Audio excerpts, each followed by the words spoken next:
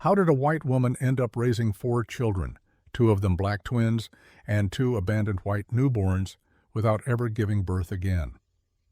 Before we dive in, make sure to hit that subscribe button and turn on notifications. We share heartwarming and jaw-dropping stories every single day, and you won't want to miss what's coming next. Let's begin. Megan always believed motherhood would transform her, but nothing prepared her for what happened in that delivery room. She was 34 when she gave birth to twin girls.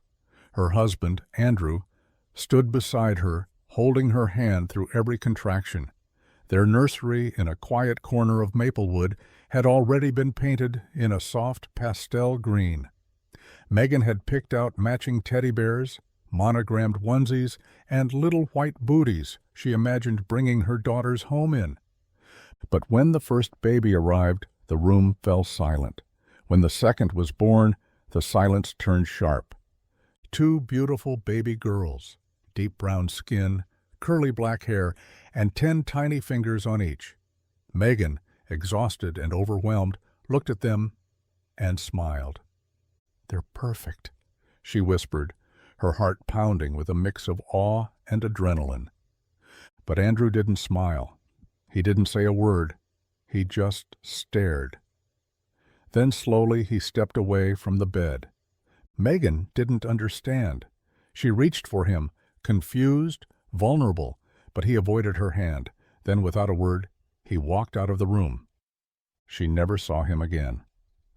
The next morning, a nurse handed her a manila envelope. Inside were divorce papers. No note, no explanation, just silence. Rumors spread like wildfire. Nurses whispered. Friends stopped calling. Even Megan's parents asked loaded questions with tight voices. "Megan," her mother asked over the phone, "is there something you need to tell us?" But Megan stood her ground. She hadn't cheated, she hadn't lied, she hadn't done anything wrong. And those girls, those 2 tiny, perfect souls, were hers. That's all that mattered. She named them Nia and Nova and raised them on her own. Megan left the suburbs and moved into a modest 2-bedroom apartment in a working-class neighborhood of Red Oak. Nobody asked questions there. She got a job at a local youth center and took on freelance bookkeeping gigs in the evenings. She sold her engagement ring, bought a used sedan, and poured her heart into her daughters. Nia was the quiet one, thoughtful, bookish, with a love for puzzles and chunky sweaters. She could sit for hours with books far beyond her grade level.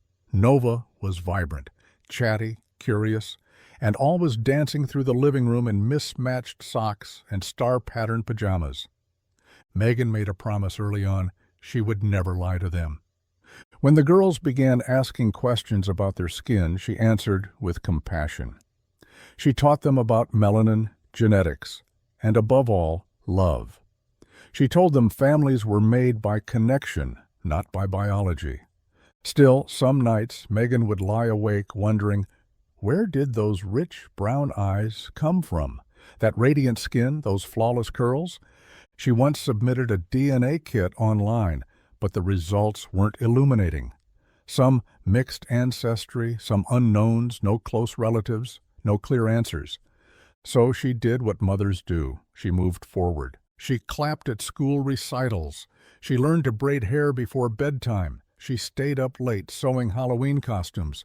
And every birthday, she told her daughters the story of the day they were born and how they changed her life.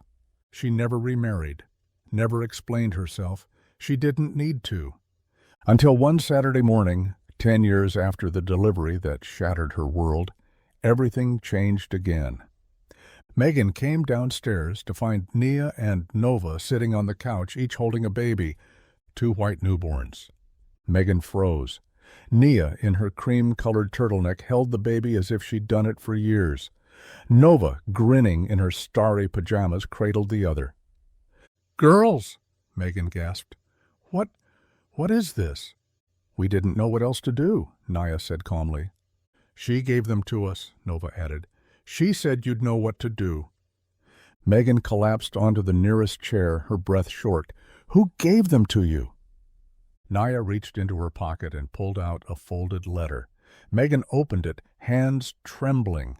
It was written in shaky handwriting, signed with a name she hadn't heard in a decade. Leah. Leah, the sweet, quiet, biracial girl Megan had fostered when the twins were newborns, just 7 years old. She'd stayed for only 6 months before a distant aunt took custody. Megan had tried to adopt her, fought for her, but the courts had ruled otherwise. Megan remembered the day Leah was taken, the tears on her cheeks, the way she had whispered, "Mama Megan," when no one else could hear. Now, 10 years later, she had returned through a letter and through 2 babies. Megan looked up, still stunned. "Where did you see her?" "Outside the library," Nia said. "She looked scared, tired. She said we reminded her of someone." Nova added, "She asked if you were our mom, then she handed us the babies." Megan covered her mouth, overwhelmed. "Did she say anything else?" "She cried a little," Nia whispered. "She said, 'Tell her I'm sorry. Tell her I remembered.'" Megan reached out and gently touched the newborn's fingers. They curled instinctively around hers. Later that day, Megan called Child Protective Services. She explained everything: the letter, the history, the girls.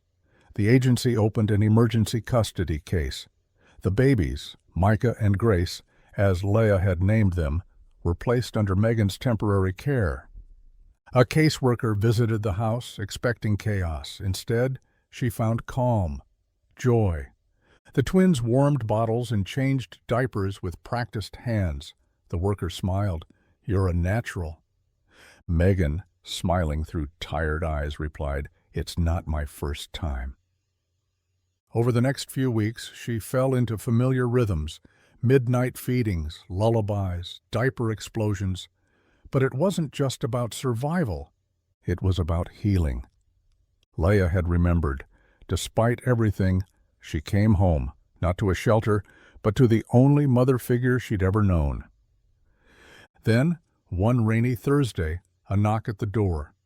Megan opened it to find Leah, soaked, fragile, eyes full of fear. "I didn't know if you'd hate me," she whispered. Megan didn't say a word. She stepped forward and hugged her. Leah collapsed into her arms, sobbing like the child she used to be. Inside, the twins peeked from the living room. One of the babies stirred. Leah walked in, knelt beside them, her voice trembling. "I didn't know what to do. I wanted to do right by them, but I didn't think I could." Megan touched her shoulder. "You did the bravest thing. You brought them to someone who would love them." "Do you still... Can I stay?" Leah asked. "You never left," Megan said. Leah moved into the guest room. She began therapy. She started piecing her life back together. Megan didn't push. She just listened, helped, loved. One night, folding laundry together, Leah whispered, "I used to dream about this house. Not the things, just the feeling." Megan squeezed her hand. "I never forgot it either." Eventually, CPS offered Megan legal guardianship of the babies. Leah asked if she could share custody, but she wanted Megan to be the primary guardian until she found her footing. Megan agreed without hesitation. On the day the papers were signed, the living room was full. Her black twin daughters, now 10, were reading to the babies. Leah, now 17, burped one infant while humming softly. Megan cradled the other against her chest. 10 years ago, people had called her a liar. Now she was simply mom to 4 children, 2 by birth, 2 by heart. And no one questioned it anymore. If this story moved you, don't forget to give it a thumbs up and hit that subscribe button so you never miss our emotional, dramatic, and unforgettable tales. And tell us in the comments, where in the world are you watching from? We love hearing your stories too. Until next time, stay kind, stay curious, and keep watching.